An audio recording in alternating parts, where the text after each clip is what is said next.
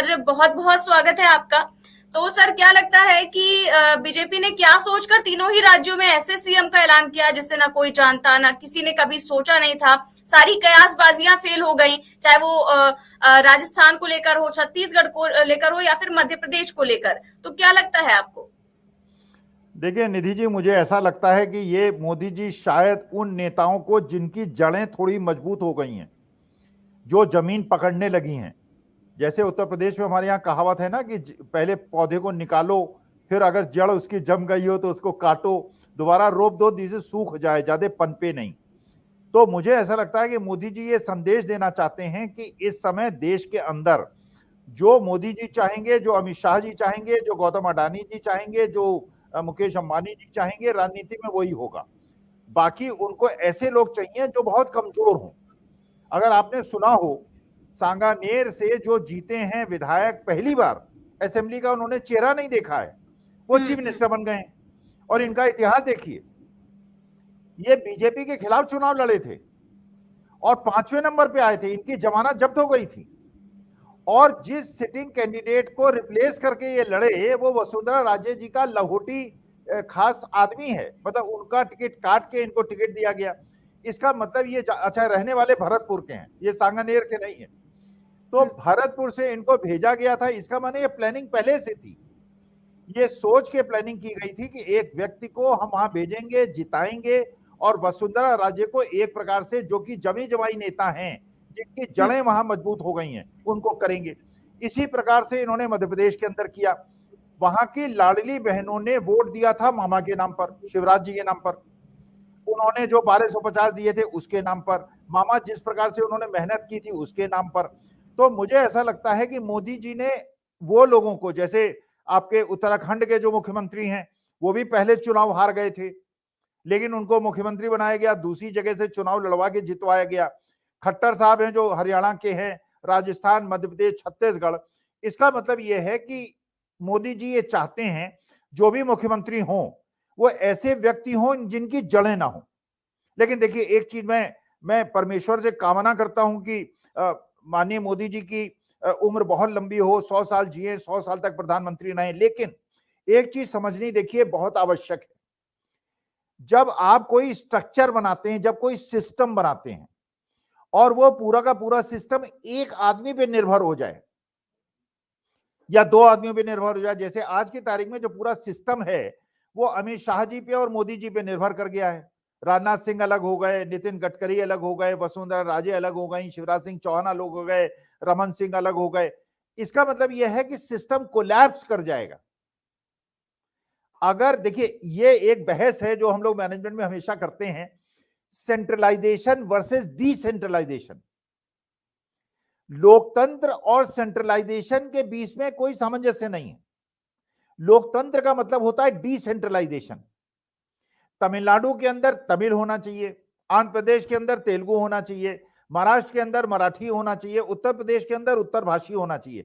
लेकिन अगर हर जगह केवल गुजरात स्टेट, गुजरात लॉबी की बात चलेगी, वही मुख्यमंत्री बनेगा, वही मंत्री बनेंगे, जो कि गुजरात के लोग चाहेंगे, तो देश के साथ अन्याय है, ये लोकतांत्रिक व्यवस्था के साथ अन्याय है।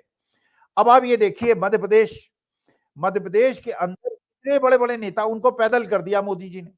अपने को समझ रहे थे बहुत बड़े नेता हैं। अब कोई साहब मेंबर ऑफ पार्लियामेंट थे, उधर तोमर साहब थे, कैलाश विजयवर्गीय थे, और बहुत सारे और लोग थे। अब स्पीकर तो एक बनेंगे, शायद तोमर साहब बनेंगे, बाकी लोग तो विधायक फ्लैट में जाएंगे ना, कोठियां तो मिलेंगी नहीं क्योंकि विधायक हैं, और लोकसभा में उनको कोठियां मिली हुई थी दिल्ली में, तो सब पैदल हो गए। तो इसका मतलब यह है कि आपको एक तो लाइमलाइट में नहीं आना है। अगर आप बीजेपी की राजनीति लंबे समय तक करना चाहते हैं तो लाइमलाइट में मत आइए, दिखाई मत पड़िए, कहिए मत, कहिए कि मैंने काम किया है या मैंने सेवा की है, मैंने लाडली बहन योजना दी है। बहनों के सिर पे हाथ मत रखिए, बहनों को अपने सीने पे सिर रखकर रोने मत दीजिए। अगर आपने ये किया तो दिल्ली इसको सहन नहीं करेगा। दिल्ली कहेगा कि अगर राजस्थान में जीते हैं तो मोदी जी की वजह से जीते हैं, छत्तीसगढ़ मध्य प्रदेश में जीते हैं तो मोदी जी की वजह से जीते हैं। अगर जहां, और तेलंगाना में हारे किसकी वजह से हैं, वहां बीजेपी के लोकल नेताओं की वजह से हारे हैं। तो मिजोरम है, वहां पे जो एनडीए का एक पार्ट था, एमएनएफ, वो हार गया और जेडपीएम जो उसका पूर्व विरोधी है जीत गया, वो मोदी जी की वजह से नहीं हुआ। तो इसलिए अगर आपको हिंदुस्तान में रहना है, अगर आपको राजनीति में रहना है, तो मोदी मोदी कहना है, ये मान के चलिए। बाकी आपका अगर गुण आपने बताने की प्रयास किया या ये बताने का प्रयास किया कि मैं थोड़ा भी, तो आपकी जड़ें निकाली जाएंगी, उसके बाद आपको या तो फेंक दिया जाएगा या किसी दूसरे ऐसे आदमी को ढूंढा जाएगा जिसकी राजनीति में कोई पकड़ ना हो, जिसकी कोई सीमा ना हो। जो कांग्रेस ने किया है तेलंगाना में, वो राजनीति में होना चाहिए। एक वो व्यक्ति जिसने संघर्ष किया, जो जनता के बीच में गया, जिसकी वजह से कांग्रेस जीती, उसको उन्होंने मुख्यमंत्री बनाया और उसने काम करना शुरू कर दिया। ये दो अलग अलग तरह की चीजें हैं। कांग्रेस डिसेंट्रलाइजेशन कर रही है और बीजेपी सेंट्रलाइजेशन कर रही है। कांग्रेस की जो गलती थी, जो इंदिरा जी के जमाने में, राजीव गांधी के जमाने में थी, वो भी सेंट्रलाइजेशन करती थी, वही गलती बीजेपी की कर रही है। और मुख्यमंत्री चुनते हुए उन्होंने बहुत सारे शेर और शेरनियों को घायल कर दिया है, चोटी काट के शेर शेरनियों को जंगल में छोड़ दिया है। तो इसलिए 2024 मोदी जी ने अपने लिए मुश्किल बना लिया है।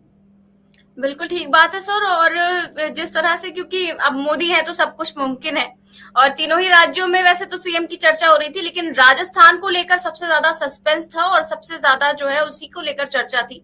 तो अब राजस्थान में भी सस्पेंस खत्म हो गया। कल जिस तरह से विधायक दल की बैठक में भजन लाल शर्मा को चुन लिया गया, और राजस्थान में चुनावी नतीजों के 9 दिन बाद जो है वो सीएम का नाम फाइनल हुआ, क्योंकि काफी ज्यादा पेच फंसा हुआ था। और जब छत्तीसगढ़ में विष्णुदेव साय और मध्य प्रदेश में मोहन यादव को सीएम फेस घोषित किया गया, तभी ये चर्चा शुरू हो गई थी कि राजस्थान में किसी ब्राह्मण चेहरे को लाया जा सकता है। लेकिन भजन लाल के नाम का ऐलान होते ही लोगों के जहन में ये सवाल आने लगा कि आखिर अब वसुंधरा राजे क्या करेंगी, अगला कदम उनका क्या होगा। हालांकि कल तो वो काफी ज्यादा भौचक्की नजर आई जिस तरह से जब उनके हाथ में पर्ची थमाई गई, लेकिन क्या लगता है कि अब वसुंधरा राजे का अगला कदम क्या होगा? नहीं नहीं, कोई उनका कदम नहीं होगा। देखिए, जो महाराष्ट्र के अंदर छगन भुजबल, उन पे ईडी की इंक्वायरी चल रही थी, उनकी संपत्तियों को ईडी ने अटैच कर रखा था। 6 महीने के बाद वो सारी इंक्वायरी बंद कर दी गई है जी। तो वसुंधरा राजे हो, शिवराज सिंह चौहान हो, उनको ये समझना चाहिए कि अगर चुनाव के पहले उन्होंने या तो पूरी तरह से समर्पण कर दें, वरना ईडी पकड़ के ले जाएगी, 1.5-2 साल जेल में रखेगी, कोर्ट बाद में कह देगा कोई गलती नहीं थी, लेकिन राजनीति उनकी खत्म हो जाएगी। तो मुझे ऐसा लगता है अभी कोई कुछ नहीं करेगा, सब चुप बैठे हुए हैं।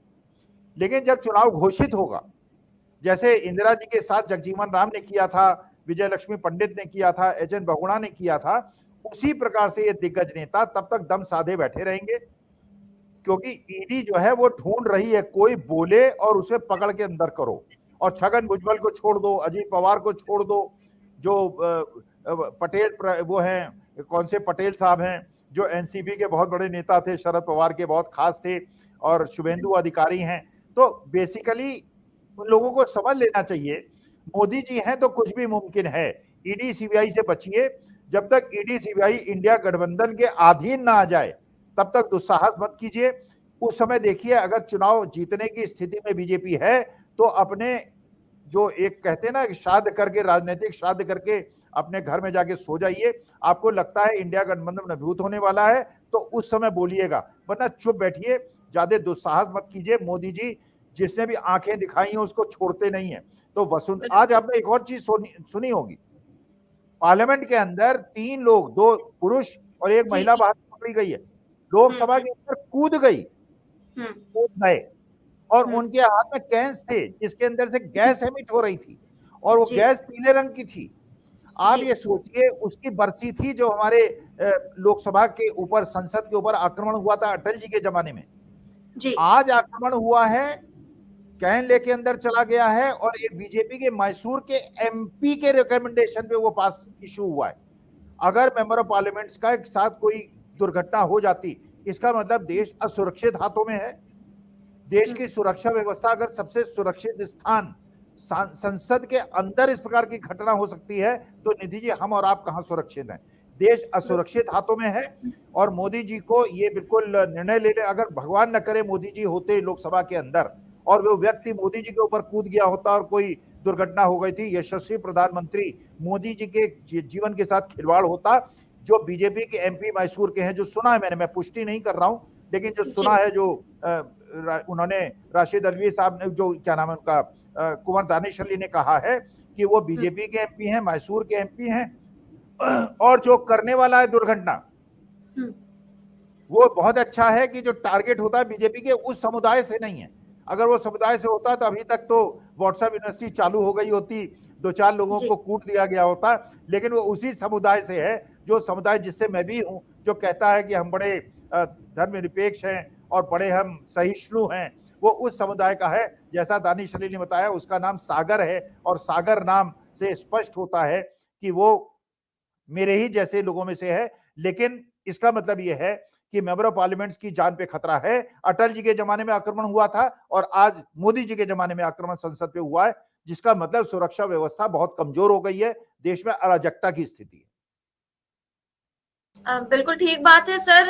और ये सुरक्षा व्यवस्था में चूक होना बहुत बड़ी बात है, क्योंकि 2001 में आज ही के दिन ये सब कुछ हुआ था, और आज ही के दिन दोबारा से ये सब कुछ देखना, क्योंकि सारे सांसद जो है वो भी इसी चीज को लेकर बयान दे रहे हैं। फिलहाल हम चुनाव को लेकर फिर से इसी पर आए, तो राजस्थान को लेकर कहा जाता रहा है कि यहाँ सिर्फ एक बार भाजपा और एक बार कांग्रेस ही नहीं, बल्कि एक बार वसुंधरा और एक बार गहलोत भी जो है काफी चर्चा इसकी रही है। लेकिन इस बार ऐसा नहीं हो सका, और माना जाता है क्योंकि वसुंधरा की भी विधायकों की बीच अच्छी पैठ रही है। लेकिन जो कल का घटनाक्रम हुआ, उसके बाद ये जो मिथक है वो भी टूटता हुआ नजर आया। तो अगर राजे विधायकों का इतना उनके पास समर्थन है, तो आखिर वो कल चुप क्यों रह गई? नहीं, देखिए, आपके जो समर्थक होते हैं वो भी स्थिति को देखते हैं। अगर मान लीजिए 40 विधायक कुछ बोलते और उनके घरों में ईडी की रेड शुरू हो जाती और उनको 2-4 को अंदर बंद कर दिया जाता और 50-50, 100-100 करोड़ रुपए उनके यहां पहुंच जाते। देखिए, हम जैसे लोग, हम तो गैर राजनीतिक लोग हैं, टिप्पणी करते हैं, राजनीतिक विश्लेषण करते हैं, अपना घर जाके सो जाते हैं। इन लोगों के स्टेक्स आर वेरी हाई। ये तब तक वार नहीं करेंगे जब तक इनको महसूस हो जाएगा कि वार करके हम अपना काम कर लेंगे। ये राजनीतिक वार नहीं करेंगे, दे विल लाई लो। चाहे वो शिवराज सिंह चौहान हो, चाहे वो वसुंधरा राजे हो, चाहे कैलाश विजयवर्गीय हो, और चाहे कोई भी हो, ये नहीं बोलेंगे, क्योंकि राजनीति ये जानते हैं। लेकिन इनको अगर महसूस होगा कि इंडिया गठबंधन मजबूत हो रहा है, तो जैसे मैंने पहले कहा था, इंदिरा जी के जमाने में जैसे विद्रोह हुआ था और बड़े बड़े लोगों ने पार्टी छोड़ी थी, और वही टर्निंग पॉइंट था, कांग्रेस के हार का वही टर्निंग पॉइंट था। इसलिए अभी ये नहीं बोलेंगे।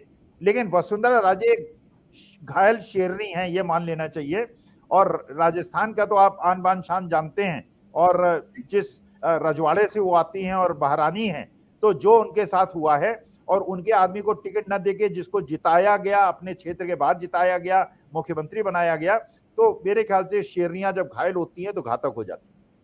बिल्कुल सही बात है सर। शेरनी जब घायल होती है तो घातक होती है, और देखते हैं कि वो क्या घातक होता है भाजपा के लिए। फिलहाल अगर ये तीनों ही राज्यों की बात करें, तो क्योंकि मोदी जी बड़े नेताओं को लगातार साइडलाइन कर रहे हैं, जैसा कि तीनों ही राज्यों में देखने को मिला है।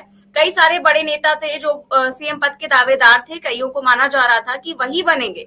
लेकिन जिस तरह से बड़े नेताओं को दरकिनार किया गया है, तो क्या पीएम मोदी अब यही करना चाह रहे हैं? नहीं, देखिए, मैं तो, आप लखनऊ में बैठी हैं, इसलिए मैं तो कहूंगा कि आप प्रार्थना कीजिए योगी जी, क्योंकि केशव प्रसाद मौर्य को माननीय मोदी जी ने जिस प्रकार से प्रणाम किया है, तो योगी जी को सतर्क हो जाना चाहिए और बिल्कुल समर्पण कर देना चाहिए मोदी जी के सामने। क्योंकि इस समय हिंदुत्व का जो चेहरा चमकाया गया था, अगर पूरे हिंदुस्तान में मोदी जी के बाद किसी का चेहरा चमक रहा है, तो योगी जी का चमक रहा है। और ये चीज अमित शाह जी को पसंद नहीं आ सकती, ये मोदी जी को पसंद नहीं आ सकती। तो योगी जी अपने वहां जाए, उनका गोरख धाम मंदिर है, वहां जाएं और पूजा अर्चना करें, और उनके ऊपर जो उनके गुरु हैं कृपा करें, और भगवान उन पर कृपा करें, तो उनका कम से कम कुर्सी न छीने। लेकिन मुझे लग रहा है अगला खतरा जो है वो योगी आदित्यनाथ पे है, और उनको उनके परमेश्वर बचाएं। क्योंकि एक बाबा बालकनाथ थे जो कोशिश कर रहे थे राजस्थान में गेरुआ वस्त्र पहन के मुख्यमंत्री बन जाएंगे, वो तो बने ही नहीं, और पहली बार के विधायक जो है मुख्यमंत्री बन गए। तो इसलिए मैं अगर होता विधायक, मान लीजिए, तो मैं जहां विधायक बैठते सबसे पीछे की सीट पे जाके बैठता, क्योंकि गुजरात में भी यही हुआ, राजस्थान में भी यही हुआ, जो चौथी पांचवी पंक्ति पे बैठता है वो मुख्यमंत्री बनता है। सामने कोई ना बैठे, अब लेकिन सब कोई सामने नहीं बैठेगा, सब पीछे कैसे बैठ जाएंगे भाई किसी ना किसी को तो सामने बैठना पड़ेगा, लेकिन जो सामने बैठेगा वो मुख्यमंत्री नहीं बनेगा।